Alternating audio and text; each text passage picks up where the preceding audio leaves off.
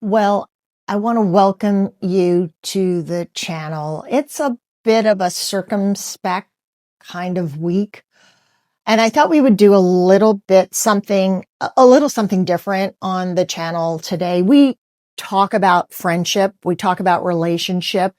Most of the subscribers to this channel are over 50. And I've been thinking a lot since Charlie Kirk's assassination last Wednesday. I've been thinking a lot about this whole idea of sharing differing opinions. How no matter what we do a video on, your comments come from your journey, your experiences, and no two are alike. I was driving to New Orleans on Wednesday with the two puppies in the car, and I got a text message from my mom that said, "I hope you're listening to the news." And when you get that text, you know the universe is fixing to shift. Somehow, something has happened that will force you to look at things differently moving forward. And I think the assassination of Charlie Kirk and the broader picture of what that represents is worth having a conversation about on this channel, because I'm going to challenge every one of you today to not give up on life, even though our age and often society tells us it's time for us to slow it down, take it easy, enjoy the rocking chair. Our society, our communities need us. They need our knowledge. They need our wealth of experience. They need us as mentors. Now, the people that listen to this channel, we're all much older, probably in my case, at least 40 years, 50 years older than Charlie Kirk's following. But I remember listening to one of his talks. I guess it was a debate. And he brought up the topic of family and honoring family and the importance of family. And it really got me to thinking that day when I was listening to it, how much we can get from our parents, brothers and sisters, maybe a great grandparent, a great aunt, a great uncle, seniors in general, because they have that wealth of experience, that journey that each of you is willing to share on this channel. There are moments in our lives, like I said, that shift in the universe that happened when I turned to the news channel and got off my true crime podcast, only to find that I would get slapped in the face by the reality of true horror, that loss of humanity that we seem to stumble upon every couple of decades. I remember being a little girl, and many of you on this channel would have been small children, just like me, when John F. Kennedy, President Kennedy, was assassinated in Dallas. When just a few years later, 1968, Martin Luther King was assassinated. And a few months after that, Robert Kennedy was assassinated. And I remember that so vividly, even though I was a small child, because of my parents' reaction. I remember when President Kennedy was assassinated, my mother burst into tears. I remember we were watching on a little black and white television set on a little metal stand in our family room. Well, it was more like a finished out basement. My brother was a baby in a little playpen, and my mother was ironing in front of the television set. I was playing with some Barbies, and she burst into tears. She screamed. She ran to the house phone to call my dad at the office.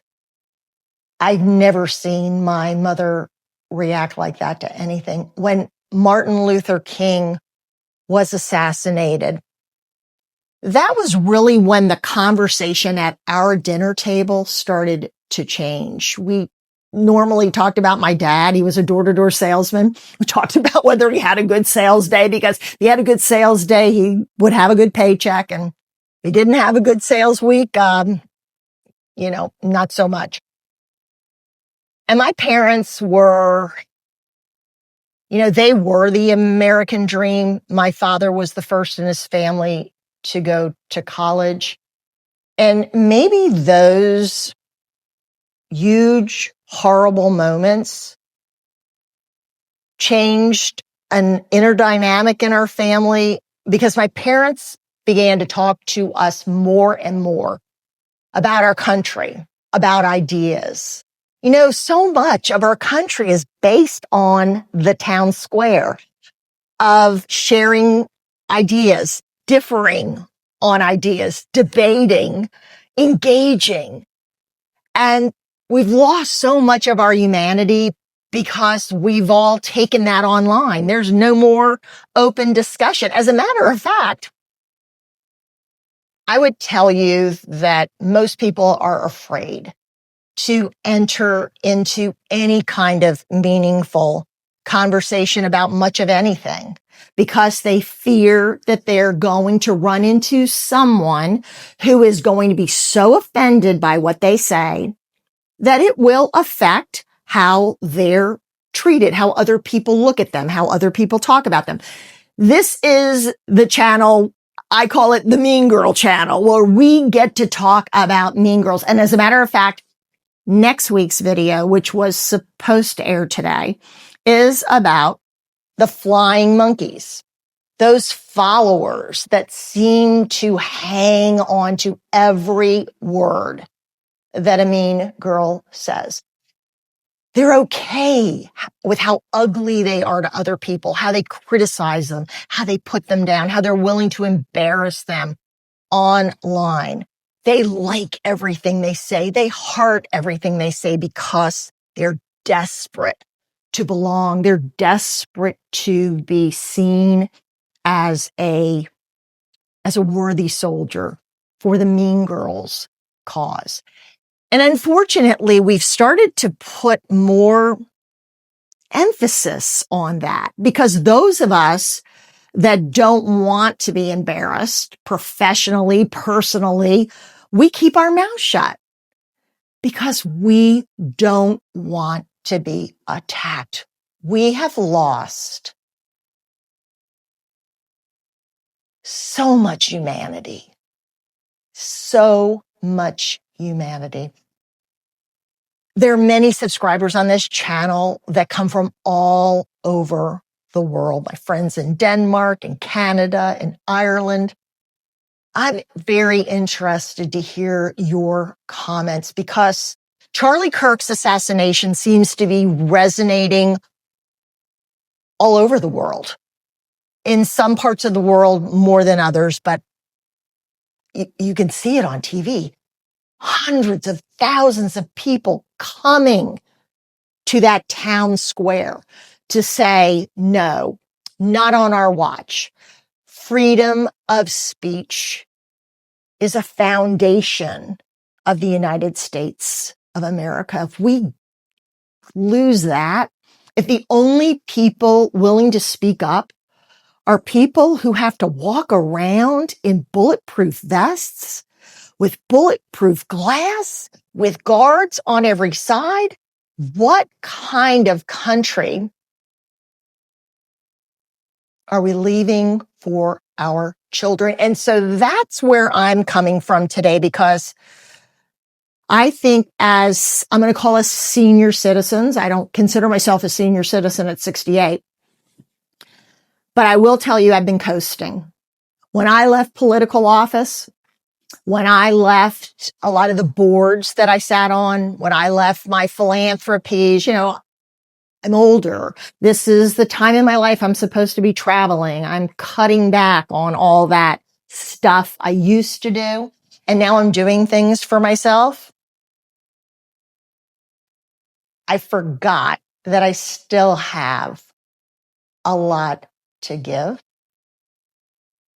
that I'm not ready to be put out to pasture.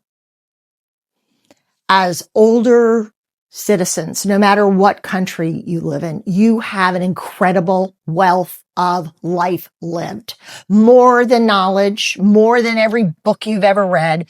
You have a journey and you've seen and experienced things that no one else can replicate.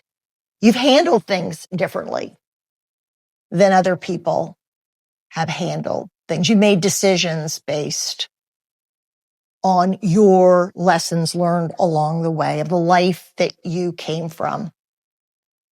And going back to that, I guess it was a debate that I heard Charlie Kirk discuss, the value of the family. This is an important time for the family. And as older Americans, in this case, older, whatever country you're listening to this from, we've got to step back into the arena for our families. We need to be mentors. We need to make sure we have young people in our life, whether we are giving back with advice to grandchildren, great-grandchildren, nieces and nephews, the neighbor's kid. We need to re-engage. We need to tell our story and share our wisdom. And maybe we do it through volunteer work, through going to our local school district or a tech school and saying, hey, I did that when I was in the prime of my career. I'd like to offer my services. The more we're around young people, the more we quite naturally are able to share words of wisdom. I've been thinking a lot the last few days about all of the speeches that I give to women's groups and to young women's groups and how I need to take a look at what I'm saying and how I'm saying it, because I'm missing a chance to make an even bigger impact on a young person. I'm going to stop being so careful about what I say. I have always wanted to say, I'm going to say it today. I've always wanted to look at this camera on this YouTube channel and say, I am so tired of how me, we've become as a society. I'm so tired of the my truth. My truth? What the heck is my truth? I can tell you what I feel happened to me. You can tell me what you feel happened to you. But tagging it with the word truth doesn't make it true. But we use that term to justify our feelings, our emotions, how we were done wrong, how we were hurt. We have stopped pulling up, the bootstraps and going after it, trying again, fighting even harder, taking the dings and turning around and saying, I learned a lot from that loss and I can do better in the future. It is not going to stop me. It only can teach me. I kind of feel that we put ourselves in a box, or maybe society has tried to push us into a box as older citizens. And it starts, I don't know, maybe in my mid-50s, I started to notice people, early 60s. Oh, I bet you can't wait to relax.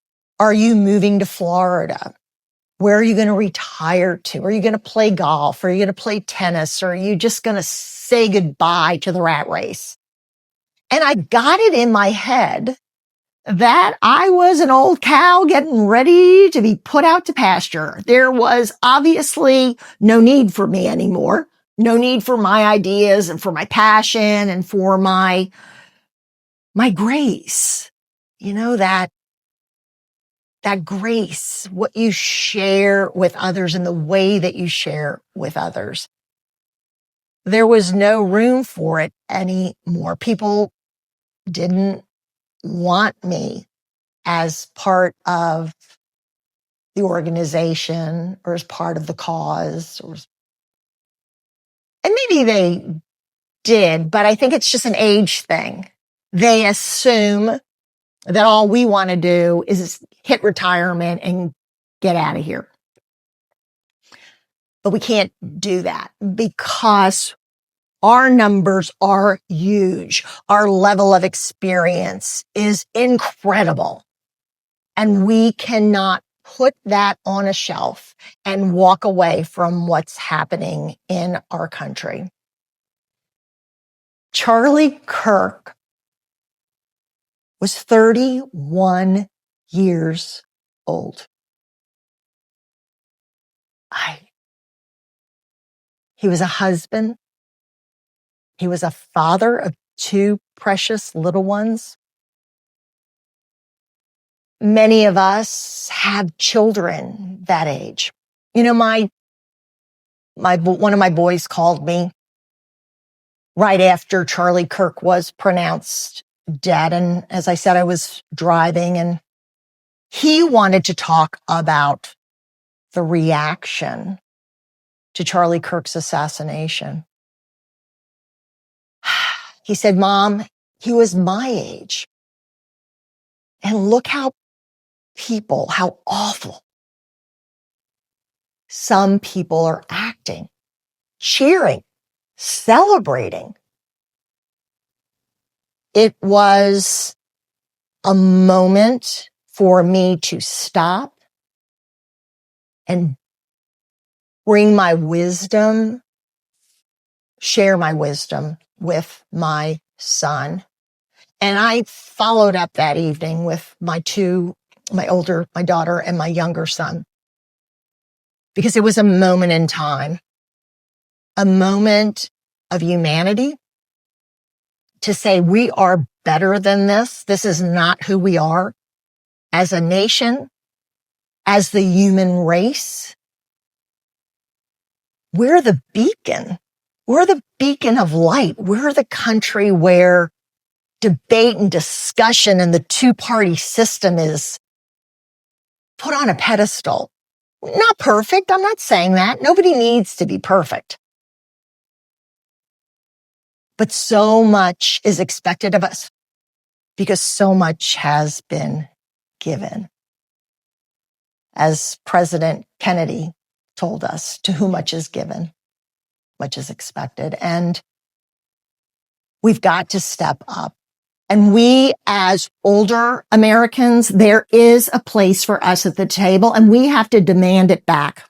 I was quick to push my chair away and walk away. And I'll be honest, I walk around on eggshells sometimes because I'm afraid to say, you know what, that's just not right. That's just not right. But at the end of the day, I want to be like my 94-year-old father. I want to tell stories. I want to share experiences. So much of who I am is from the mother and father who raised me, the parents who experienced those assassinations as young parents with small children and said, we're going to teach our children. We are going to talk to our children. We're not going to be afraid to discuss politics with our children and be okay if our children see things a little bit differently. We want this to be a space where you can talk. Now, my father made it clear that he preferred for us to believe the same things in the same way that he did. But he always challenged us in the conversation. He didn't dictate dictate to us. And that's something that I'm going to work harder to do. Share experience. Here's what I experienced in 1963, in 1968. Moments for me, 9/11, of course, Katrina, because of my ties to New Orleans. There are moments in time that change how you view the future. And I'll go back to that debate that I heard Charlie Kirk speak so passionately about the importance of family.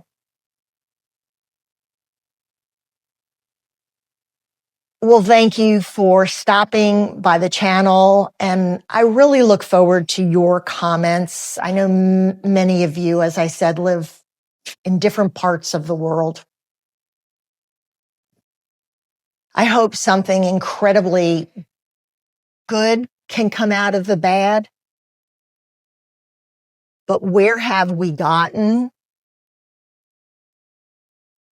when we can't disagree? Where have we gotten where that should cost a 31-year-old man his life? And this is not a political conversation on the merits of what you or I believe or what our children or our family believes. This is about an inability to disagree. And I hope you've watched this video to the end, because don't come at me with someone said this or someone said that. This is not what this is about. This is about humanity being bigger, being better.